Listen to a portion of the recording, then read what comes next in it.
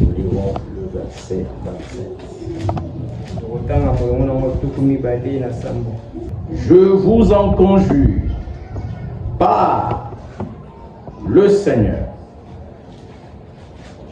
que cette lettre soit lue à tous les frères. Nabondeli bino na kombo na nkolo ete mukando yo etangama na bato nyonso. Bien-aimés frères et sœurs, ceux qui étaient avec nous en semaine, nous avions commencé à parler de ce qui nous est donné comme instruction dans ce verset 27. Je viens de le dire tout à l'heure dans ma prière. Cet ordre a été donné par le Saint-Esprit au travers de l'apôtre Paul à l'église primitive.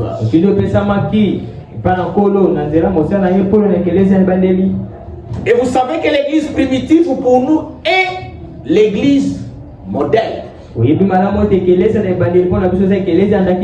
savez que l'église primitive pour nous, c'est l'église à laquelle nous devons nous ressembler. Et le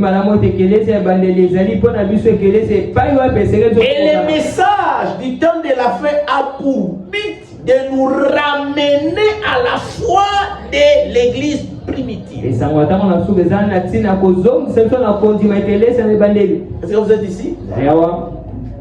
Le message que nous vous prêchons, le message que Frère Branham a apporté en tant qu'Élie le prophète, c'est un message de restauration, un message qui nous ramène au commencement de l'église. Et lorsque nous sommes ramenés au commencement de l'église, et voilà nous trouvons ce que nous sommes en train de lire. Que cette lettre soit lue à tous les frères. Donc dans l'église primitive, ce que nous lisons ici, ce que nous appelons les épîtres, dans l'église primitive, on les prenait et on les lisait dans l'assemblée. Les peuples étaient assis et on faisait la lecture pour que tout le monde suive ce que le Saint-Esprit a mis sur le cœur de son serviteur, l'apôtre Paul.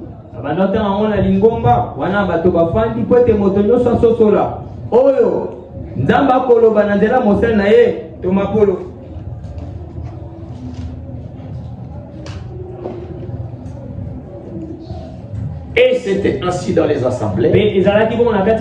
Ces différentes lettres étaient liées dans les différentes assemblées. Bien-aimés frères et sœurs, maintenant, comme je le disais en semaine, n'importe quelle lettre ici sur la terre parmi les hommes, quand on parle d'une lettre, la lettre doit avoir un destinataire. Quand on parle d'une lettre, la lettre doit avoir son objet. Son objet principal. Le contenu principal. Est-ce que c'est la vérité? Alors nous avons vu qu'il en est de même de cette lettre qui nous a été ordonnée de lire. Sous les destinataires de cette lettre. Parce que c'est à eux que la lettre est adressée. Et c'est eux qui doivent la lire. Et en la lisant, ils doivent savoir que ce qui est dit dans cette lettre-là s'adresse à eux. Mais bien aimés frères et sœurs, l'ordre de lire cette lettre a été donné dans l'hymne de retransmission. Je vais vous la lire. Les gens sont distraits. Les gens suivre les choses de Dieu comme par habitude. Écoutez ce qui a été dit, ce qui a été donné comme instruction concernant la lecture de cette lettre.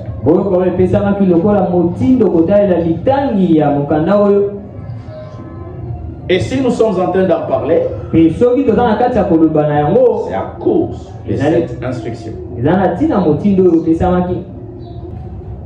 Qui sont ceux-là qui ont entendu dans la retransmission que l'ordre, l'instruction nous a été donnée de lire l'épître de Paul aux Thessaloniciens, qui ont suivi cette instruction?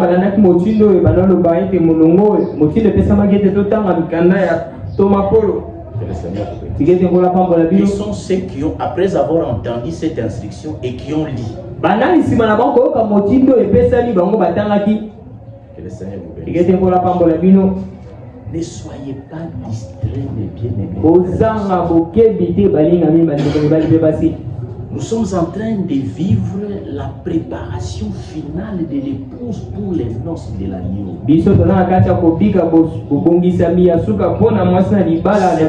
Quelque chose d'autre vient d'être dit d'une importance capitale concernant le retransmission et je vais y revenir.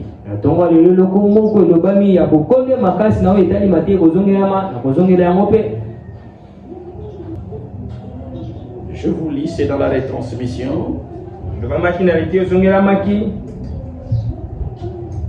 Samedi le 27 juin 2026. Samedi 27 juin 2026. Écoutez.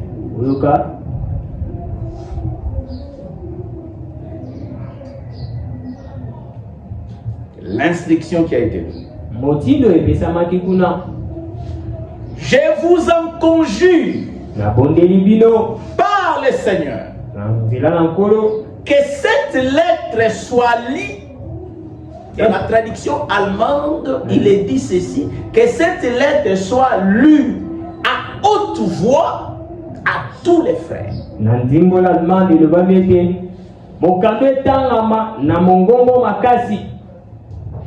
À tous les frères. Maintenant, écoutez les commentaires qui suivent. À tous les frères, dans toutes les Europes, dans tous les pays du monde, sur toute la surface de la terre,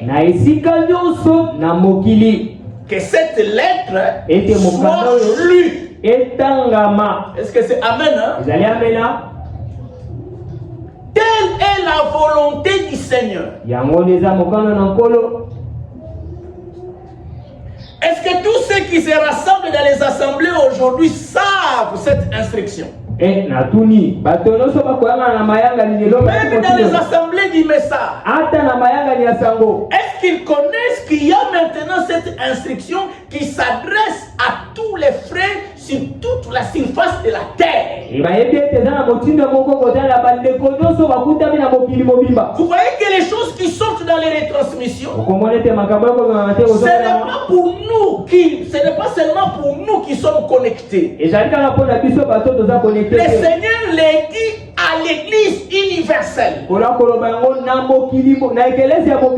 problème, ce sont les hommes eux-mêmes qui refusent, et qui piétinent, qui foulent aux pieds ces choses précieuses que le Saint-Esprit est en train de donner à l'église pour la préparation finale. Que le Seigneur est en train de révéler à l'église pour la dernière touche afin que l'église soit achevée.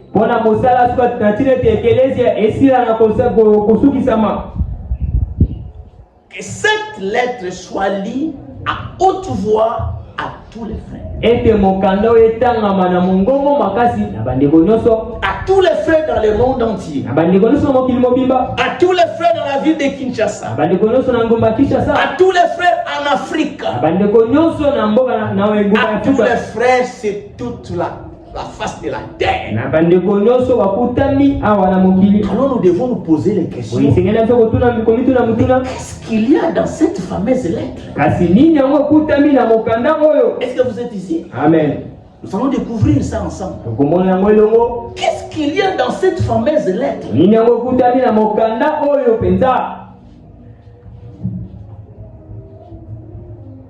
J'ai consulté mon dictionnaire à la maison, dans mon bureau, pour voir les mots qui est utilisé ici, les verbes qui est utilisé ici. Conjurer. Je vous en conjure. Les mots conjurer là, qu'est-ce que ça veut dire? Le dictionnaire dit.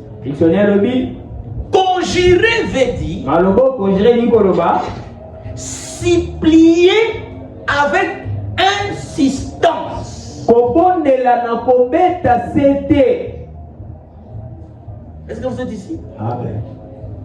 Donc, cette lettre, on nous supplie avec insistance de la lire. Nous venons de faire le constat qu'il y en a d'autres qui ont suivi l'instruction mais qui n'ont pas lu. Il y en a d'autres qui ont suivi l'instruction et qui ont lu. Alors pour vous aider, ici dans l'Assemblée des Sans-Fils, je vais lire pour vous l'intégralité de la lettre comme l'Écriture le dit.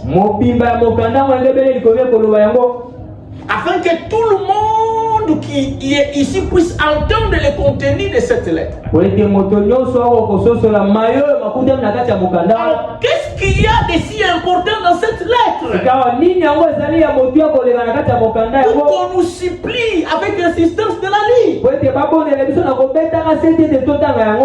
qui est celui qui nous supplie de la lire? Qui est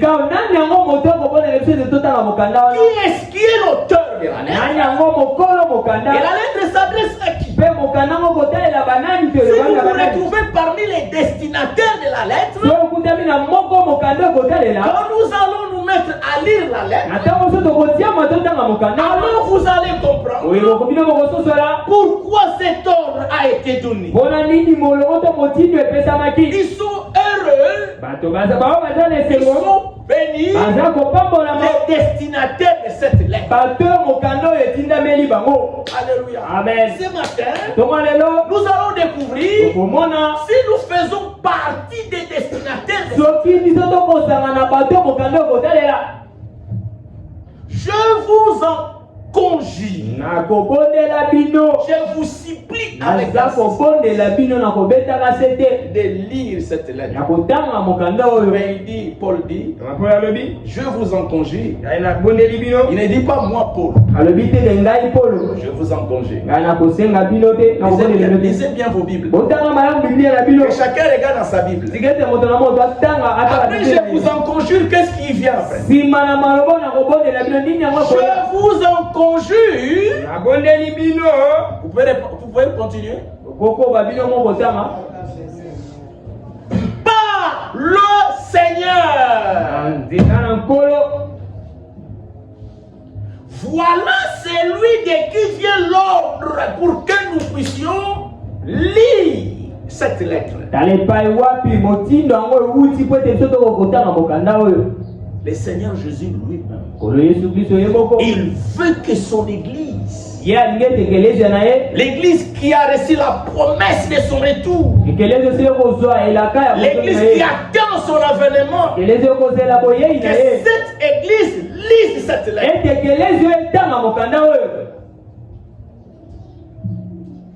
Alléluia. Amen. Chapitre 1er.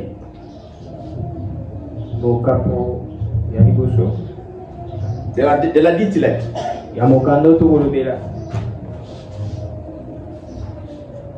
Verset 1er. Paul et Sylvain et Timothée à l'église des Thessaloniciens Paulo, Sylvain pe Timothée na ekelezi ya Thessalonika. La lettre est adressée à l'église des Thessaloniciens. Mokande kotala na ekelezi ya Thessalonika. Les Thessaloniciens, c'était des croyants comme vous et moi. Thessalonika bazali bandimi lokola yo pe ngai. C'était des disciples comme toi et moi. Bazalaki bayeko lokola yo pe ngai. Il est dit 2 au verset 9. Ilobami na tina bango na molongo liwa. Car on raconte un autre sujet. Ambate bakoloba na tina ya o etali biso. Quel accès nous avons eu auprès de vous? Ndingisa biso to tila kozwa uta na bino. Et comment vous vous êtes convertis à Dieu. Voilà ce qu'étaient les Thessaloniciens. C'était des croyants convertis à Dieu. C'était des frères convertis. Vous vous êtes convertis à Dieu en abandonnant les idoles pour servir les dieux vivants et vrais. Voilà ce qu'étaient les Thessaloniciens. Les hommes et les femmes qui s'étaient convertis. Et nous aussi, nous sommes des hommes et des femmes qui se sont convertis à Dieu. Est-ce que c'est amen? Hein? Nous aussi, nous sommes des hommes et des femmes convertis à Dieu. Si réellement vous avez fait l'expérience de la conversion, alors vous êtes parmi les destinataires de cette lettre. Parce que les croyants de Thessalonique s'étaient convertis à Dieu. Et nous voyons dans la suite ici, et ceci nous montre, après s'être converti, la vie d'un croyant converti consiste en quoi? Vous êtes convertis à Dieu en abandonnant les idoles pour servir le Dieu vivant et vrai. Après s'être convertis, notre vie consiste à servir Dieu. Alléluia. Amen. Voilà la raison d'être de la vie d'un croyant. Voilà ce qui fait la différence entre celui qui est converti et celui qui n'est pas converti. Et nous avons vu, bien-aimés frères et sœurs, que ceci est glorieux. Lorsqu'un homme s'est converti, c'est alors que sa vie sur la terre a un sens. C'est alors que sa vie sur la terre a maintenant un objectif. Et un objectif divin. Ce n'est pas comme ce que font les hommes sur la terre. Les hommes vivent sur la terre pour atteindre leurs propres projets, pour réaliser leurs propres objectifs. Et c'est celui qui s'est converti. C'est lui devant lequel Dieu a placé l'objectif divin qu'il doit atteindre. Et celui qui s'est converti, il marche en allant vers ses buts divins attachés à son appel. Alléluia. Amen.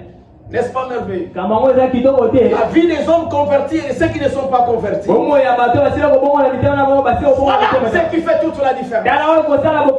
Ceux qui ne sont pas convertis, ils vivent pour eux-mêmes. Ceux qui ne sont pas convertis, ils vivent pour des choses qui se sont fabriquées et même dans l'air.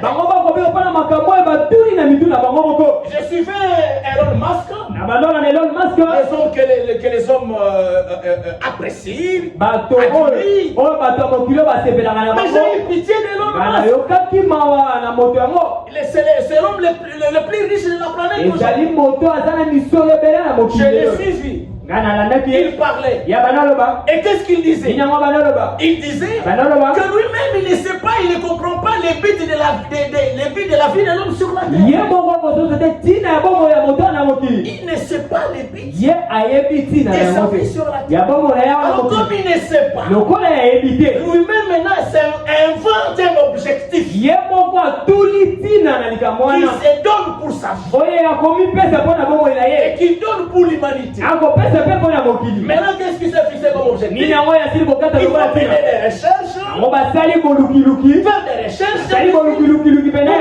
Pour arriver à aller sur la planète Mars, par exemple. Pourquoi ça? Il ne connaît pas l'essence et le but de sa vie sur terre. Et les gens perdent leur temps comme ça dans la futilité. Les uns, il veut devenir ministre. Et il est prêt à sacrifier même les gens. Il veut devenir premier ministre. Il veut devenir DG. Et ça devient le but de sa vie. Et s'il atteint ça, il est satisfait. Il pense qu'il est arrivé quelque part. Bien-aimés frères et sœurs, sans Christ, la vie n'a réellement pas de sens. Amen. La vie n'a pas de sens. C'est seulement en Christ que la vie a un sens. Et nous allons vous faire voir que la vie en Christ vous donne un but divin à atteindre. Quel est ce but divin qu'il faut atteindre pendant que tu es sur cette terre, que tu dois poursuivre? Ici dans Thessalonique, on nous démontre. Premièrement, après s'être converti, c'est maintenant vivre pour servir Dieu. Servir Dieu, c'est l'un des buts de l'existence de l'homme sur terre. Donc quand vous servez Dieu, vous êtes en train d'accomplir votre mission sur la terre. Est-ce que c'est amen, non? Quand vous vous battez pour devenir ministre, premier ministre, ça n'a rien à faire avec les programmes de Dieu. Pour vous. Alléluia. Amen. Donc c'est ça la première chose. Et les Thessaloniciens servaient les Seigneurs. C'est pour cela qu'ils s'étaient convertis. Voilà qu'est-ce qui vient après. Paul dit, vous vous êtes convertis pour servir Dieu. Écoutez les bigs glorieux. Alléluia. Amen. Pour servir Dieu, le Dieu vivant et vrai, et pour attendre des cieux son fils. Alléluia. Amen. Attendre le retour de Jésus-Christ. C'est le but de la vie du croyant. Amen. Je croyais entendre les qui peuvent faire sauter les tôles. Alléluia. Amen. Une fois devenu croyant, notre but à atteindre, là où nous allons, c'est que nous poursuivons. Nous attendons que Jésus vienne nous prendre. Alléluia. Amen. Et cette attente, ce n'est pas quelque chose que nous avons fabriqué nous-mêmes. Jésus lui-même a fait la promesse. Il a dit, je m'en vais vous préparer une place. Et je reviendrai. Et je vous prendrai. Alléluia. Amen. C'est ça le but divin. Quand quelqu'un s'est converti, quand quelqu'un vient au Seigneur, alors Dieu place ce but divin dans sa vie. Attendre le retour du Seigneur. Donc chaque matin, chaque jour, les jours comme la nuit, nous vivons en attendant le retour de Christ. Christ. tokobika na bozelaka bozongi ya Kristo. Est-ce que cela est clair? Babaza polele. C'est pour ça que nous sommes sur terre. Ndetina yango nde tozali na mokili. Et nous nous préparons. Pe biso Il est tokobibongisa. allé préparer une place. Yake koboseli besika. Nous aussi nous nous préparons. Biso pe tokobibongisa. Alléluia. Amen. En attendant Na kozelaka le retour de Christ. bozongi ya Kristo. Le retour de son fils Bozongi ya mwana na ye. qu'il a ressuscité des morts. Kasi msakuta bawe. Jésus Yesu qui nous délivre de la colère à venir. ola kokangola biso na kanda ya Ce boyei. retour de Christ Bozongi ya Kristo aura lieu yango kosalema dans le but de nous délivrer du jour de l'éternel. na ntina kokangola biso na mokolo ya nkolo. Comprenez, peuple de Dieu, Ososola libota na Nzambe. que nous attendons le retour de Christ Ete biso tokozela bozongi ya Kristo. que ça vienne Ete yango elia. nous aider à échapper Yesu na biso te à tokima la colère de Dieu. na kanda na Nzambe. La colère de Dieu Na Nzambe tombera sur cette terre kokoya awa na mokili. comme elle était tombée du temps de Noé, Lokola ekoyaki na ntango ya comme Noa. elle était tombée du temps de Lot. Na ntango lokola ekoyaki na ntango ya Lota. Même la Bible Biblia mobele moko. dit ce Elobi. qui était arrivé du temps de Noé, Mayo makomaki na ntango ya du temps Noa. de Lot, Mayo makomaki na ntango ya arrivera Lota. pareillement à la Ekokoma venue de Christ. lolenge bongo na boyei ya Kristo. Donc, Boye. il y a la colère de Dieu qui va bientôt tomber sur la Ezala terre. kanda na Nzambe kokweka na te na mokili. Quand Jésus vient, Yesu aye.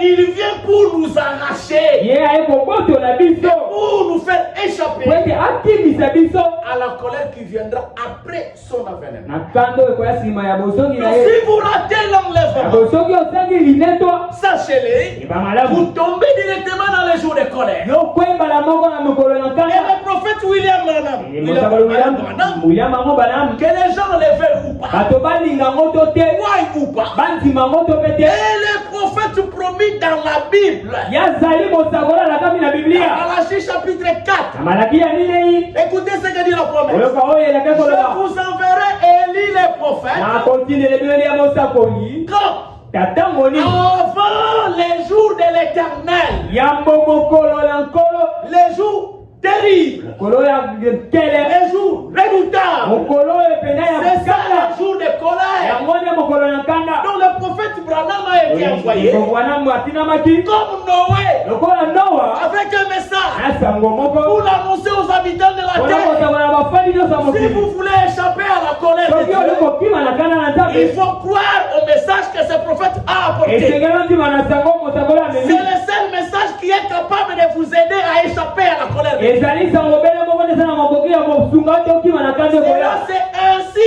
dit le Seigneur. Likambo yango ezali yango elobi nkolo. Alléluia. Amen. Voilà le but que Dieu a placé dans nos cœurs. Tala ntina oyo Nzambe azili kotia na Le retour de Jésus-Christ. ozongi ya Yesu Kristo.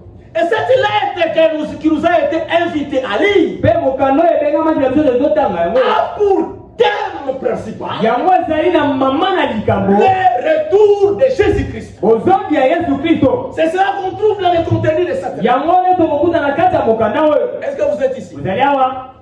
C'est ça l'objet de la lettre. Yango nde mama likambo ya C'est une mokanda. lettre qui parle du retour, Ezali mokanda oyo na ntina bozongi. de l'avènement du Na Seigneur. boyei ya nkolo ya Yesu Et Kristo. de ce qui va se passer quand il Ye viendra. makambo ekolela na ntango ya koya. Et nous attendons cet Mpe avènement. tokozela milulu oyo. Qu'est-ce qu'il y a? Qu'est-ce qui va se passer quand il Nini viendra? yango kolela na ntango ya kozonga. Bien-aimés frères, Balingami bandeko. sœurs, Mpe bandeko mibali mpe basi.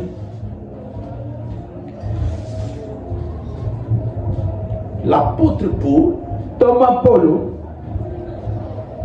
est le seul Aza mobele ye moko. qui a fait la description détaillée Oye alobaki penza na mike mike na yango. qui a fait la description détaillée Alobaki penza na mike mike na yango. de ce qui va avoir lieu les jours où le Seigneur Jésus viendra nous chercher. C'est glorieux jour que nous attendons. Na oyo sengeli esalema na mokolo ya nkembo tokozela oyo nkolo akoya kokamata biso. Et alors, Mpe na nous bongo pouvons lire cela tokotanga yango au chapitre 4. na Les 4 Thessaloniciens chapitre 4. mokapo nango ya mine Thessalonike ya liboso.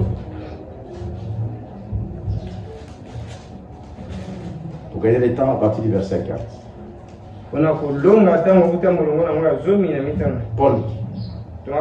Voici en effet ce que nous vous déclarons d'après la parole du Seigneur. Au verset 27, on nous a dit de lire cette lettre. Maintenant,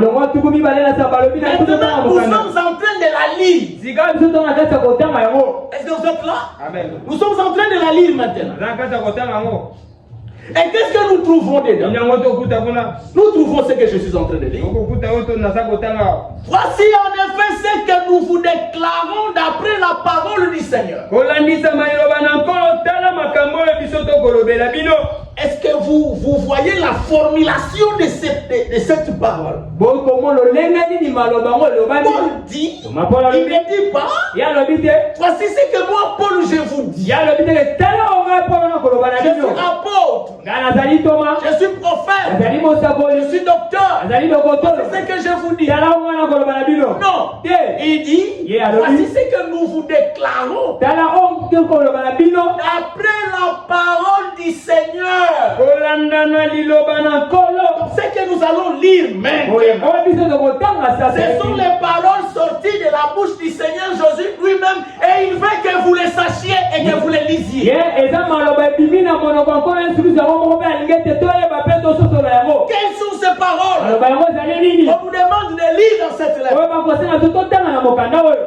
Voici les paroles en question. Et ce sont les paroles du Seigneur. Nous les vivons. Restez pour l'avènement du Seigneur. Vous voyez, on ne parle pas de tous les vivants qui sont sur la terre. On parle des vivants restés pour l'avènement. Des vivants qui attendent le retour de son fils. Voici les destinataires de la lettre. Alléluia. Amen. Nous les vivons. Restés pour l'avènement du Seigneur. Oh, quelle parole merveilleuse. Il s'agit ici des hommes qui sont sur la terre dans l'attente de l'avènement du Seigneur. Des hommes pour qui le retour du Seigneur c'est le but même de leur vie. C'est l'objectif de leur vie. C'est pourquoi quand il s'agit de venir écouter la parole qui nous prépare à cet événement-là, il n'y a pas des obstacles qui peuvent nous empêcher. Alléluia. Amen. Parce que c'était l'avènement du Seigneur. Ce sera le plus grand événement que nous allons vivre quand le Seigneur apparaîtra. Alléluia. Amen. Nous les vivons rester pour l'avènement du Seigneur. Alléluia. Amen. Déjà là, j'ai déjà, nous voyons déjà qui sont les destinataires. Nous les vivons rester pour l'avènement du Seigneur. Nous ne dévancerons pas ceux qui sont morts. Alléluia. Amen. Quand le Seigneur lui-même a un cri de commandement, nous serons pas d'un signal donné. À la voix d'un archange et au son de la trompette de Dieu, descendra du ciel. Et qu'est-ce qui s'est passé là? Et les morts en Christ ressusciteront premièrement. Alléluia. Amen. Ensuite, nous les vivants. Amen. Amen. Nous les vivants. Quel vivant? les ivrognes qui sont dans les bistrots. Quel vivant? Les ivrognes qui font la politique et qui tuent les gens. Quel vivant? Les vivants restent pour l'avènement. Alors nous les vivants qui seront restés, écoutez la grande nouvelle, nous serons tous enlevés. Nous serons tous ensemble enlevés avec eux. Alléluia. Amen. Ce n'est pas moi qui l'ai dit. C'est le Seigneur qui s'adresse à nous. Il s'adresse à nous. Et il dit, quand il descendra, nous qui attendons son retour et qui avons fait l'expérience de la conversion, nous serons enlevés. Alléluia. Amen. Que cela soit l'île de chacun de nous. Nous serons enlevés avec eux sur des nuées.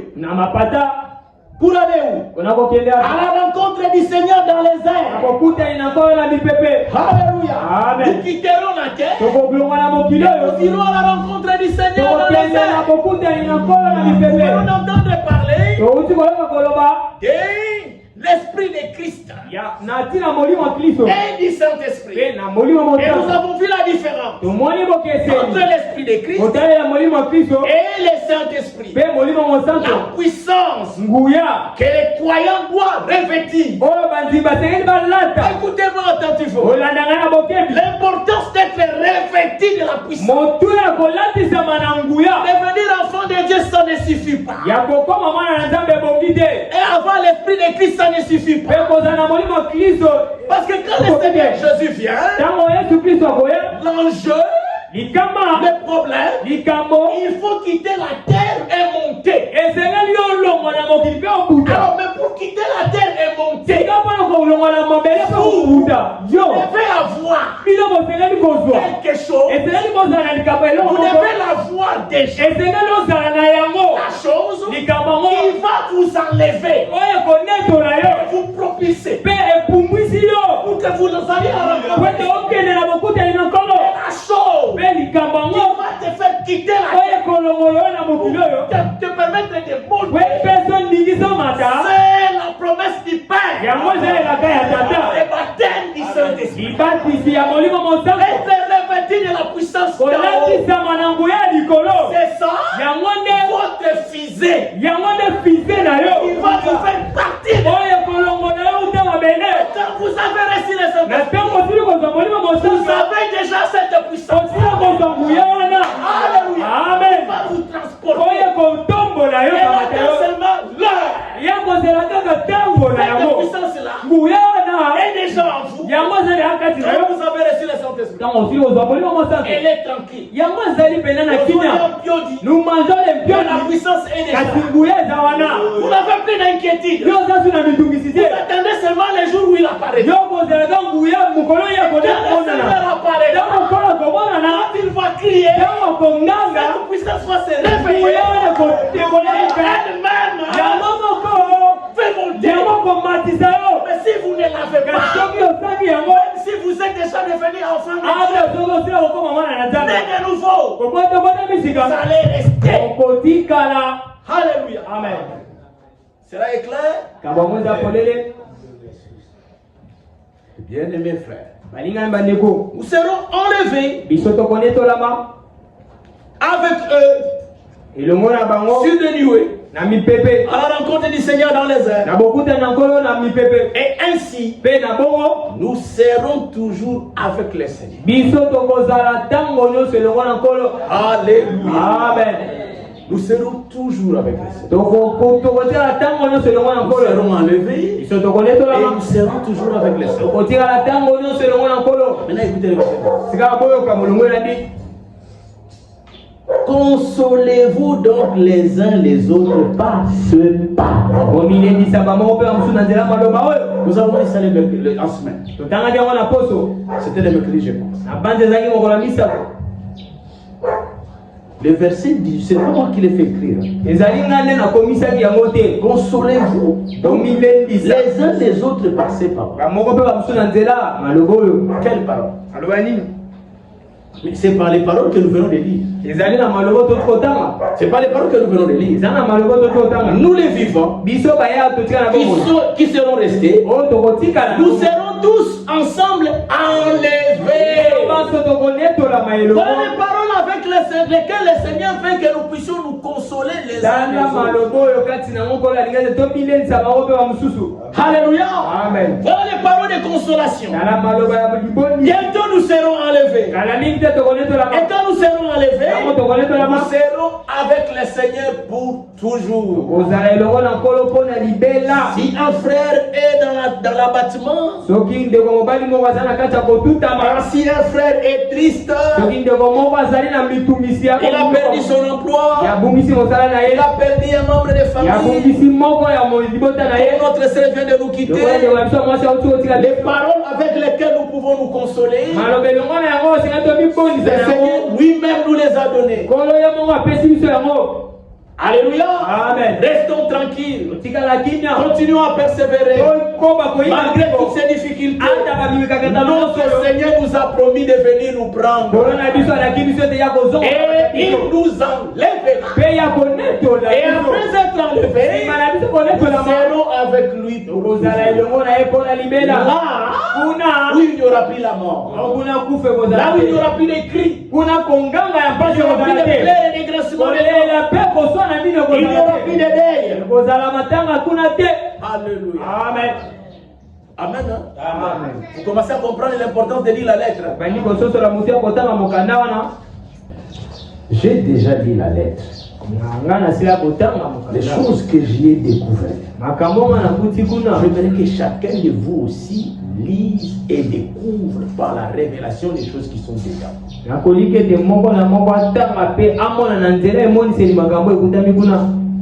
Au chapitre 4, il est parlé de l'enlèvement. Du retour de Christ et de l'enlèvement. Vous êtes ici? Vous pouvez continuer à lire la lettre. Maintenant au chapitre 5, qui est le dernier.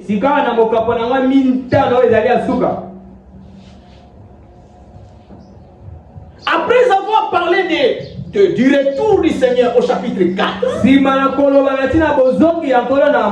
au chapitre 5, l'apôtre parle maintenant d'un autre événement. Il parle du jour de l'Éternel. Il parle du jour du Seigneur.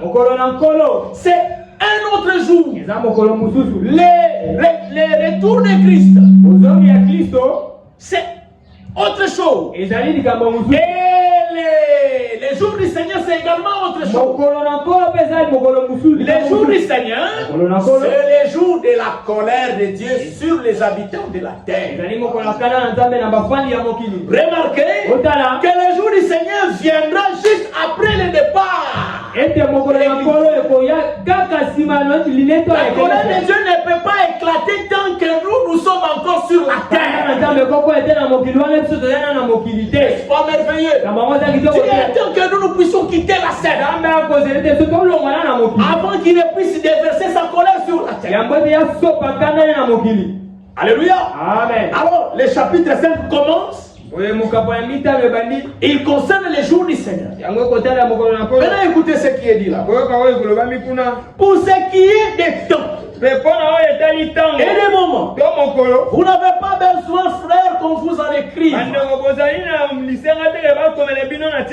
Car vous savez bien vous-même que les jours du Seigneur, les jours du Seigneur, ce n'est pas les jours de l'enlèvement.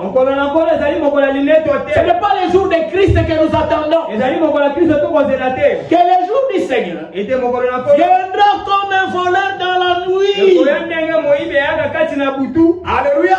Amen. Quand le Seigneur vient, qu'est-ce qui a lieu? Il y a l'enlèvement.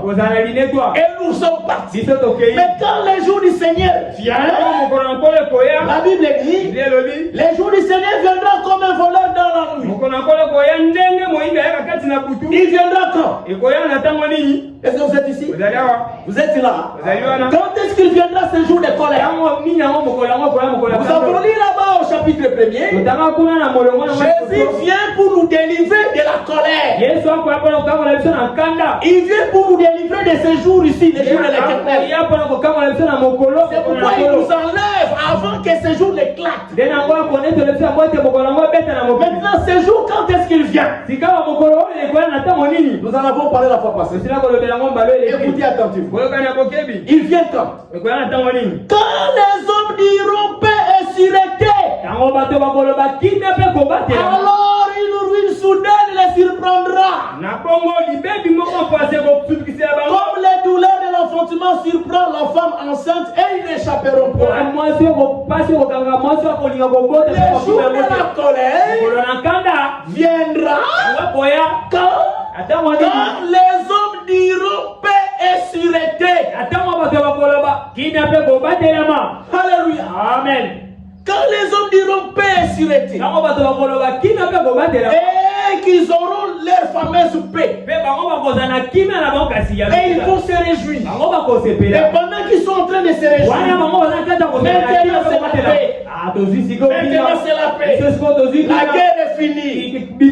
Entre Israël et ses ennemis, ils se sont entendus. On a trouvé la solution. Le monde sera dans la joie. Maintenant c'est la paix. C'est à ce moment-là que le jour du Seigneur viendra tomber sur eux. Alléluia. Amen. Vous voyez? Quand les hommes diront paix et sûreté, c'est en ce moment-là que le temps de la grâce prend fin. Mais les hommes ne le sauront pas. Et au contraire, ils vont se réjouir. Il faut que maintenant, ils ont la paix. L'événement même qu'ils seront en train de célébrer. Maintenant, il y a un accord de paix. À ce moment-là, c'est à ce moment-là que la grâce prend fin. Et c'est à ce moment-là que Jésus vient nous enlever. Et il reste célébrer la paix. Est-ce que vous êtes ici? Il reste se réjouir de la paix. Nous faisons seulement les négociations de paix. Les 7 paix-là qui seront menées en tête par les papes. Les papes va réunir la multitude. Il va réunir toutes les 3 religions monothéistes. Les chrétiens, le christianisme, l'islam et les juifs. Il va réunir ces 3 religions monothéistes. Et tous les croyants de ces religions. Pour qu'il y ait cette paix ici. Nous verrons les négociations, mais nous ne verrons pas la signature de l'accord de paix. Quand ils seront en train de signer l'accord, la signature de l'accord correspond avec le départ de l'épouse. Et c'est à ce moment-là que la grâce prend fin. Donc quand est-ce que la grâce prendra fin? Quand les hommes diront paix et sûreté. Est-ce que vous avez compris cela? Alléluia. Donc quand vous entendez les hommes commencer à rechercher la paix, la sécurité, la paix, la sécurité, comprenez que nous sommes à la fin du temps de la grâce. Amen. Oh bien-aimés frères et sœurs.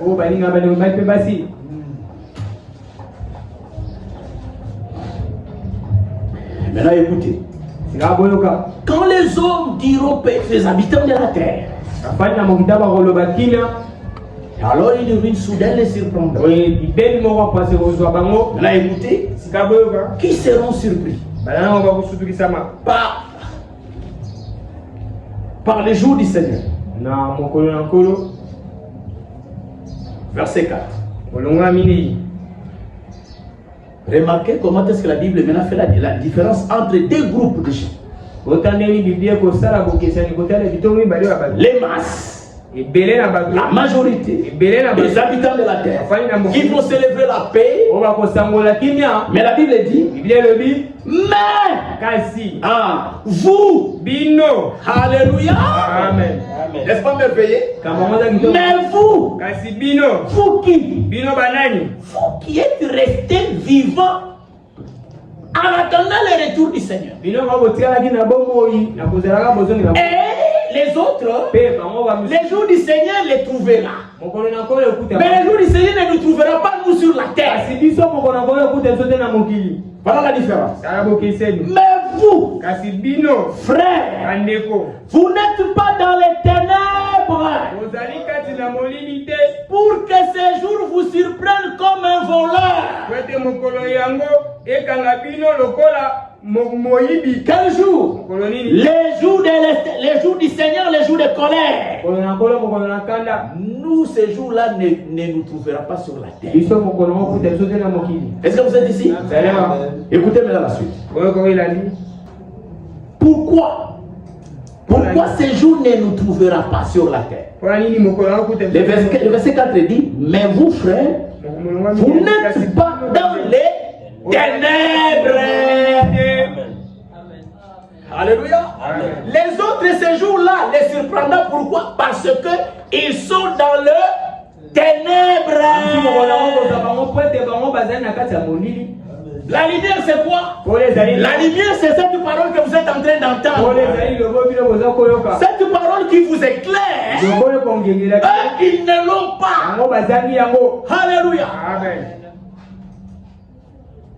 Si nous ne sommes pas dans les ténèbres, nous sommes dans quoi? Verset 5 dit, vous êtes tous des enfants de la lumière. Amen. Amen. Je croyais entendre dire Amen. Vous êtes tous des enfants de la lumière et des enfants du jour. Alléluia. Amen. Nous ne sommes point de la nuit ni des ténèbres. Alléluia. Amen. Est-ce que c'est Amen? Amen. C'est vraiment Amen. Amen. Nous croyons que nous sommes des enfants de la lumière. C'est vrai? Amen. Maintenant écoutez la conséquence. Si nous disons que nous sommes les enfants de la lumière, au verset 6, voici ce qui est dit des enfants de lumière. Ne dormons donc point. Puisque nous disons que nous sommes les enfants du jour. Puisque nous disons que nous sommes les enfants de lumière. Ne dormons donc point. Comme qui? Les autres. Qui sont dans les ténèbres. Ceux qui dorment, c'est ceux qui sont dans les ténèbres et qui dorment. Ne dormons point. Qu'est-ce que nous devons faire? Mais veillons et soyons sobres. Alléluia. Amen. Alléluia. Amen. Les choses commencent à devenir claires. Alléluia. Verset 7. Car ceux qui dorment dorment la nuit, et ceux qui s'enivrent la nuit. Verset 8. Mais nous qui sommes du jour, soyons sobres. Alléluia. Amen. Qui ont remarqué que dans les transmissions, le Saint-Esprit ne cesse de nous inviter à être sobres. Qui ont remarqué ça?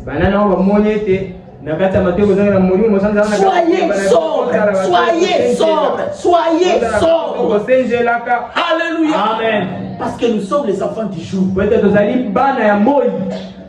Bien-aimés frères, continuons la suite. Je ne sais pas si vous voyez ce que je suis en train de dire. Mais nous qui sommes du jour, soyons sobres et revêtis. Nous qui sommes du jour, qu'est-ce que nous devons maintenant porter avec nous?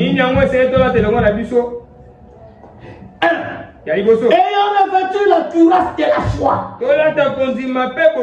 C'est amen, hein? Amen. Et de la charité.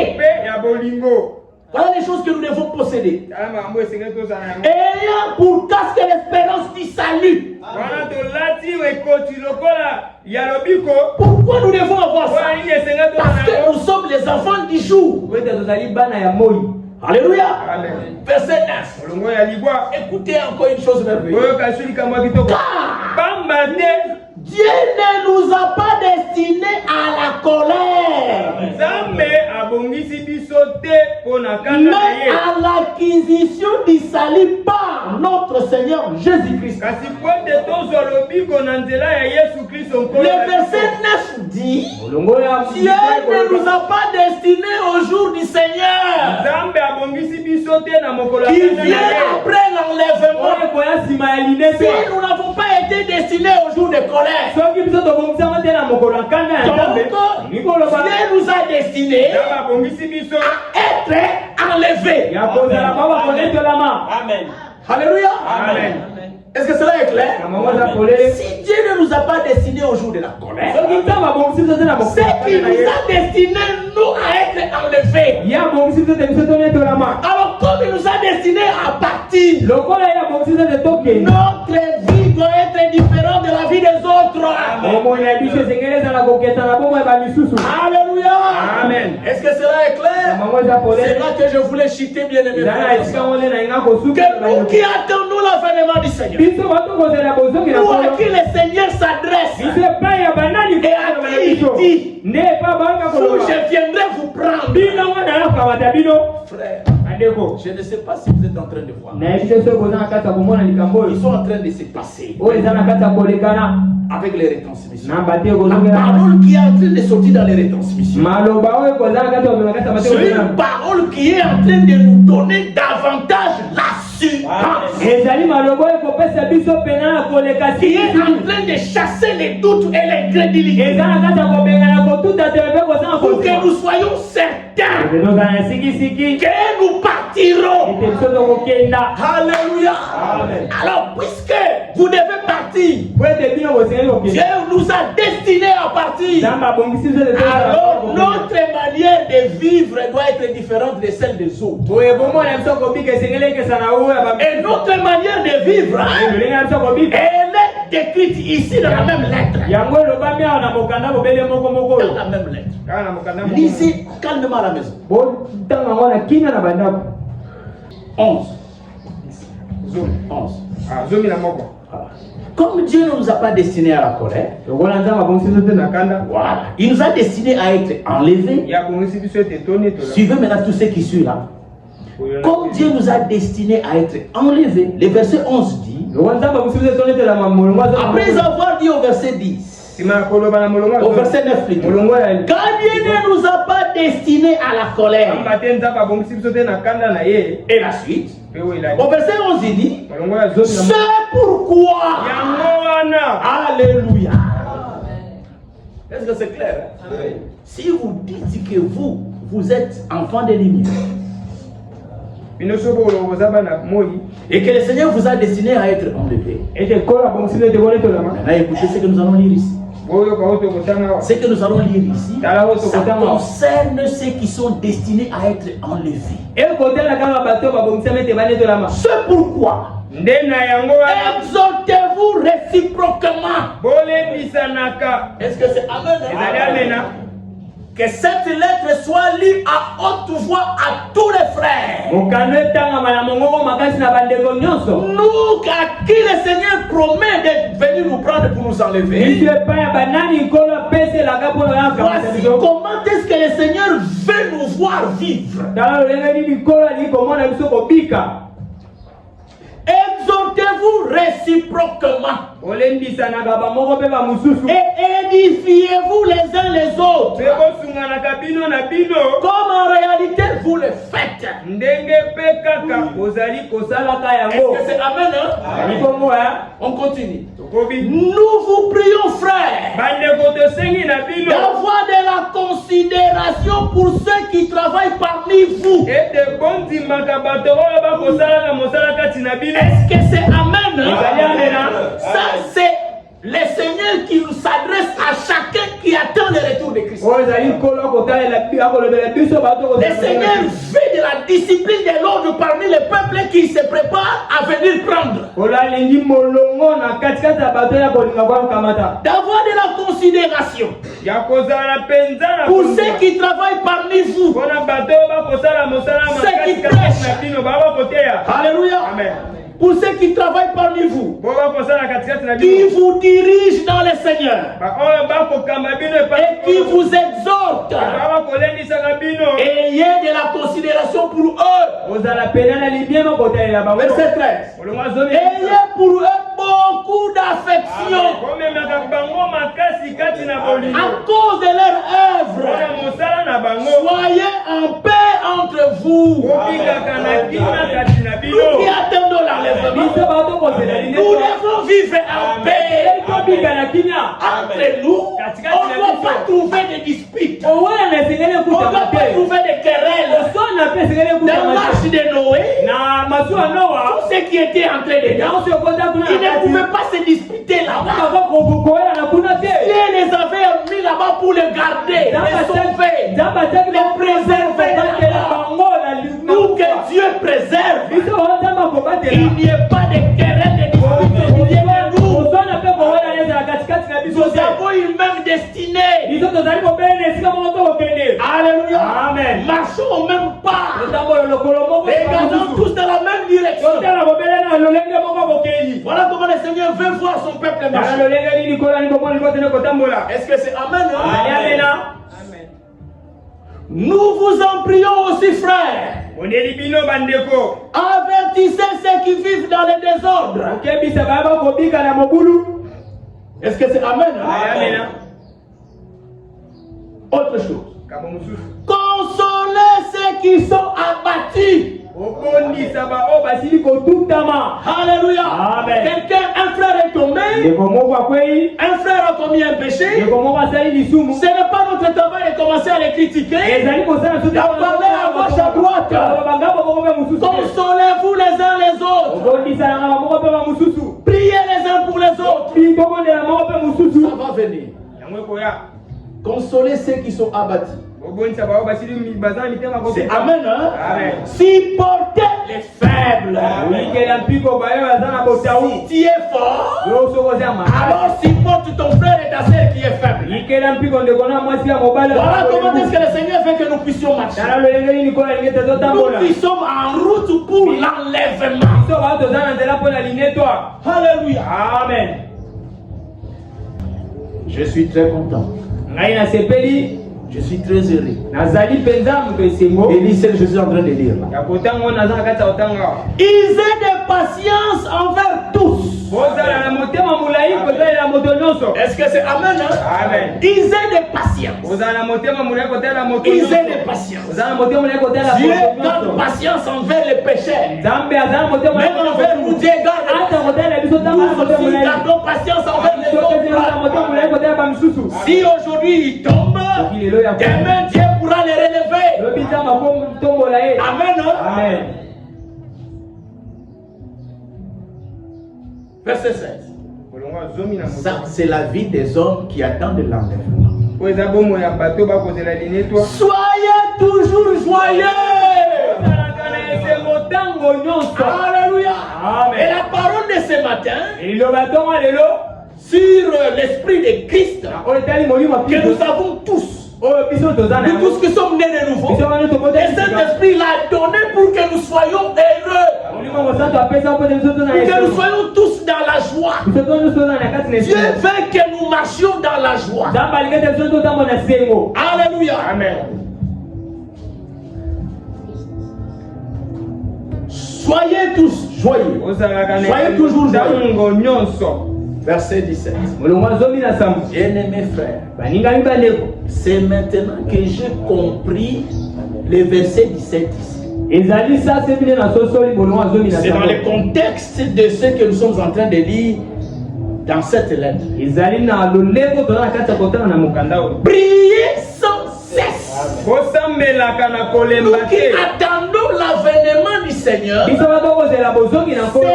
doit nous caractériser. Ça doit être notre manière de vivre. Prier sans cesse. Ce n'est pas comme Daniel qui priait le matin, à midi et le soir. Nous devons prier sans cesse. Parce que le combat que nous livrons ici à la fin, quel âge on a livré comme la bataille. Ici, on n'a pas droit à la distraction. Il nous faut rester dans la présence de Dieu tout le temps. Dieu veut nous voir dans sa présence en permanence. Dans la communion directe avec lui 24 heures sur 24 heures.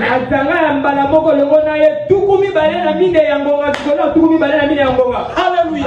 C'est la vie. Et ceux qui sont prêts à partir. C'est amen. Amen. Priez sans cesse. Écoutez encore autre chose. Ça, ce que je vous dis ici, c'est la vie. La vie de ceux qui sont destinés à être enlevés. Verset 18. Rendez grâce en toutes choses. C'est la vie de ceux qui sont prêts à partir. Ceux qui sont destinés à être enlevés doivent vivre ça. Alléluia. Amen. Notre sœur Mira est partie. Nous nous rendons grâce à Dieu. Alléluia. Amen. Pourquoi? Nous croyons comme dit l'Écriture. Amen. Amen. Vous perdez le travail, rendez grâce à Dieu. Votre enfant meurt, rendez grâce à Dieu. Votre commerce se fait faillite, rendez grâce à Dieu. En toutes les choses, vous êtes malade, rendez grâce à Dieu. Pour les autres, c'est de la folie. Mais pour nous, ce sont les instructions du Seigneur. C'est de cette manière-là que nous nous préparons. Allez écouter cette retransmission. Le Saint-Esprit dit là-bas, c'est en vivant toutes ces instructions que nous serons rendus capables de vaincre. Alléluia. Amen. Oh bien-aimés frères et sœurs, rendez grâce en toutes choses, car c'est à votre égard la volonté de Dieu en Jésus-Christ. Voilà la volonté de Dieu qui, vous n'avez même pas besoin de prier pour chercher à la connaître. Rendre grâce à Dieu en toutes choses. Est-ce que vous êtes là? Amen. Vous êtes vraiment là? Nous allons maintenant vers les choses sérieuses. Verset 19. N'éteignez pas l'esprit. Verset 20. Ne méprisez pas les prophéties. Alléluia. Verset 21. Mais examinez toutes choses. Retenez ce qui est bon. Amen. Nous sommes dans un temps très dangereux, dans un temps très mauvais. Écoutez-moi attentivement. Ne prenez pas des décisions dans la précipitation. Prenez le temps d'examiner les choses. Examinez d'abord les choses avant de décider. Consultez Dieu avant de décider. Examinez ce que la parole de Dieu dit. Est-ce que ce que tu veux faire, est-ce que ce que tu veux dire est conforme à la parole? Alléluia. Amen. Est-ce que c'est Amen? Amen. Verset 22. Abstenez-vous de toute espèce de mal. Alléluia. Oh bien-aimés frères et sœurs. Maintenant, au verset 23, c'est la conclusion de l'année. La conclusion de l'année. Vous êtes ici? Verset 20. Que le Dieu de paix vous sanctifie lui-même tout entier. Alléluia. Et que tout votre être, l'esprit, l'âme et le corps soient conservés irrépréhensibles lors de l'avènement de notre Seigneur Jésus-Christ. Alléluia.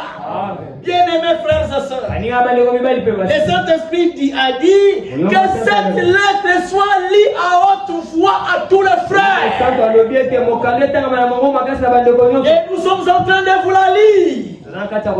Au verset 23, l'Esprit dit clairement ici: pas toi, pas moi, pas un frère, mais que le Dieu de paix lui-même vous sanctifie, me sanctifie et vous sanctifie dans tout notre être. Donc la sanctification dont il est question ici, c'est une sanctification qui va toucher tout notre être. Il n'y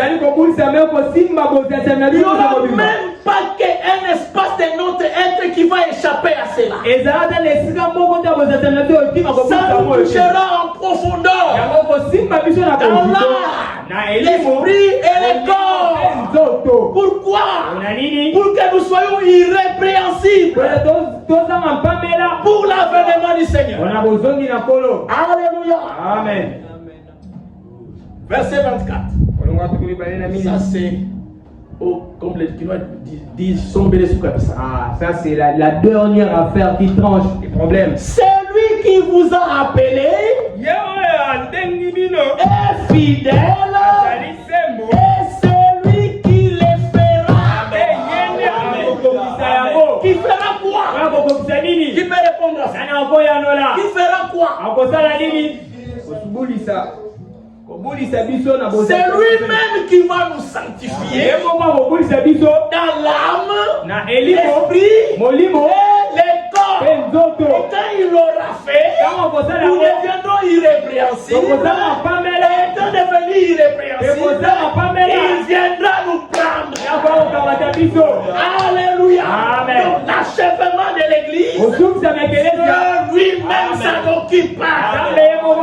Dieu lui-même nous rendra parfait. Dieu lui-même nous rendra inébranlable. Dieu lui-même nous rendra irréprochable. Alléluia. Amen. Voilà. Bien-aimés frères et sœurs, vous comprenez maintenant pourquoi l'ordre a été donné que cette lettre soit lue à haute voix. Amen. Amen. Je termine parce que l'Esprit nous a dit ce matin dans Ézéchiel 34.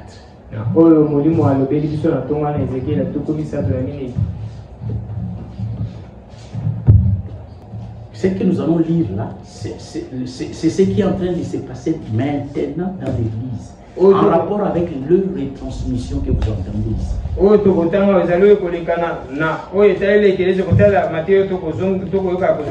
Ézéchiel 34.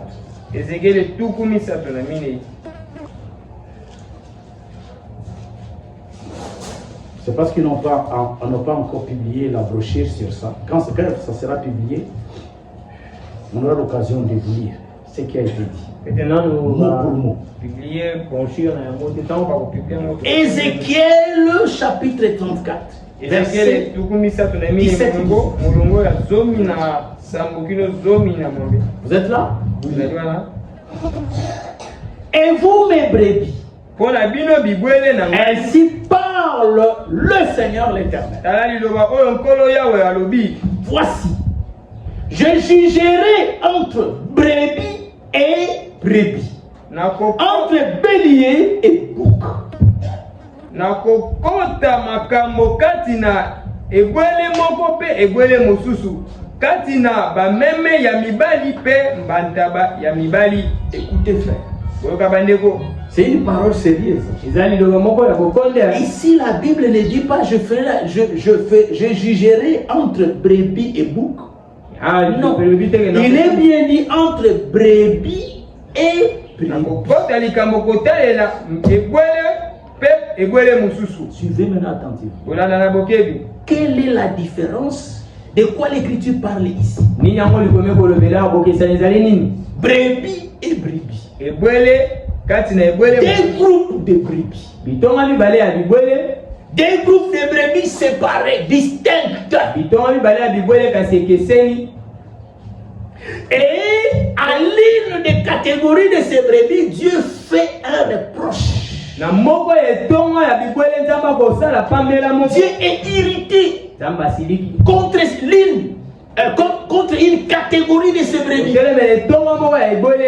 Remarquez que Dieu lui-même reconnaît que ce sont toutes ces brebis. Mais il y a des brebis vis-à-vis desquelles le Seigneur s'irrite. Et quelles sont ces brebis-là? Et qu'est-ce que ces brebis ont fait? Quand on parle des brebis, il s'agit du peuple. Il ne s'agit pas des prédicateurs. Il s'agit du peuple. Je ferai la différence entre brebis et brebis. Verset 18. Écoutez le reproche maintenant qui est fait au brebis. À une catégorie de brebis. Est-ce trop peu pour vous de paître dans les bons pâturages? Boni. Pour que vous fouliez de vos pieds les restes de votre pâturage.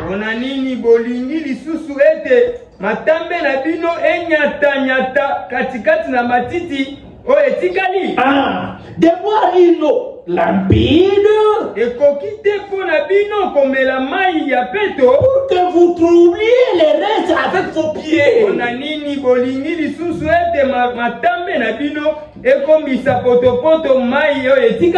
Voici ce que le Saint-Esprit vient de dire ce matin sur ces versets. Est-ce que vous êtes ici? Le Saint-Esprit dit ceci. Et même la parabole des 10 vierges a été évoquée. Les vierges folles et les vierges sages. Ici, il s'agit de quoi? Il s'agit des brebis et de deux groupes, de deux catégories différentes. Mais les deux catégories de brebis, elles ont commencé la marche ensemble. Écoutez-moi très bien. Elles ont commencé la marche ensemble. Elles évoluaient très bien toutes. Et toutes, elles ont eu à manger de la même nourriture. Jusqu'à un moment donné. Mais arrivé à un temps, est-ce que vous êtes ici? Arrivé à un moment donné, je vais vous donner ce que les bergers font. C'est dans les naturels. Les bergers, quand ils élèvent les brebis, ils les amènent paître dans les pâturages. Est-ce que vous êtes ici? Amen. Ils les amènent paître dans les pâturages. Les bergers, lui, sait il y a une catégorie de pâturages qu'il faut donner aux brebis lorsqu'on est par exemple dans la période de la saison de pluie. Il y a une catégorie de nourriture à donner.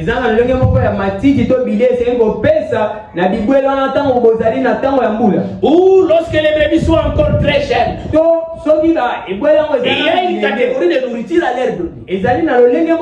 Mais dans une autre saison, il faut les amener paître ailleurs. N'est-ce pas que ça se passe comme ça? Les bergers, ils se promènent avec les brebis. Ils peuvent manger ici. Ils mangent. Après ils quittent, ils vont ailleurs. Pourquoi ils vont ailleurs? Parce que c'est que la nourriture qui était ici, les herbes qu'il y avait ici sont épuisées. Et ils vont ailleurs pour manger. Et les bergers savent Il y a des pâturages à donner aux brebis en fonction de l'époque. Alors maintenant, pour les brebis dont il est question ici, elles ont commencé à manger toutes ensemble. Et les pâturages de départ sont épuisés. Maintenant, les bergers, les bons bergers les amènent vers un nouveau pâturage. Est-ce que vous êtes ici? Ils les amènent vers un nouveau pâturage. La nourriture fraîche. Maintenant, les brebis se distinguent en deux catégories. Les unes commencent à manger les nouveaux pâturages qu'on leur a mis. Ils découvrent un nouveau pâturage. Et ils commencent à manger. C'est précieux pour eux. C'est succulent pour eux. Ils se délectent pour les autres. Ils se réjouissent des autres. Mais curieusement, un autre groupe de brebis n'accepte pas cette nourriture. Elle refuse. Pourtant, la nourriture que les bons bergers ont préparée pour eux. Et qu'est-ce qu'ils font? Ils commencent à piétiner ça. Les brebis, est-ce que vous êtes ici? Elles se mettent à piétiner les bons pâturages, les nouveaux pâturages où les bons bergers les ont amenés. Ils piétinent ça. Pendant que c'est qu'ils sont en train de piétiner, d'autres catégories de brebis trouvent que mais c'est ça la nourriture. Et ils mangent à sa piété. Alléluia. Je vous l'ai dit au nom du Seigneur. C'est ce que nous sommes en train de vivre aujourd'hui. À travers les retransmissions, Dieu nous a donné un nouveau pâturage. Un bon pâturage. Et les brebis se sont séparés. Un groupe se met à manger le nouveau pâturage. Et un autre groupe méprise le pâturage. Piétine même sous le pied.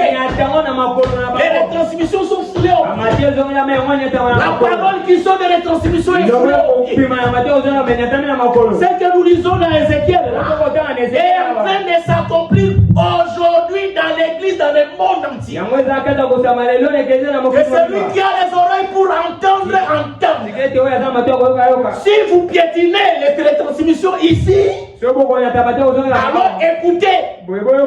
Quelle est votre place? L'écriture vous catégorise. Alléluia. Amen. Tout le monde a compris? Ça c'est les brebis. Maintenant nous allons voir maintenant les conducteurs. Toujours l'Ézéchiel là. Et c'est par là que nous allons terminer. Ézéchiel 34. Ça c'est maintenant les conducteurs. Verset 8 et 9. Je suis vivant, dit le Seigneur, l'Éternel, parce que mes brebis sont au pillage et qu'elles sont devenues la proie de toutes les bêtes des champs, faute de pasteurs. Parce que mes pasteurs ne prenaient aucun souci de mes brebis.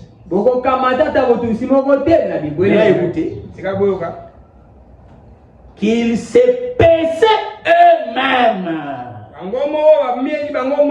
On parle ici des bergers qui se nourrissent eux-mêmes. Et le Saint-Esprit ce matin nous dit, sont ces bergers qui se nourrissent eux-mêmes, qui se paissent eux-mêmes. Est-ce que vous êtes ici? Je termine. Les pasteurs, ce que je vous dis là, c'est en train de s'accomplir aujourd'hui même. Partout sur la terre. Dans toutes les assemblées. On a cette catégorie de bergers maintenant. Qui sont les bergers qui se nourrissent eux-mêmes. Au lieu de nourrir les brebis, ils se nourrissent eux-mêmes. Le Saint-Esprit dit ce sont ces conducteurs qui, les nouveaux pâtirages que les bons bergers, les propriétaires de la bergerie Christ a donné pour qu'on puisse nourrir avec les brebis, ces conducteurs-là, ils n'ont pas vu, ils rejettent ces pâtirages-là.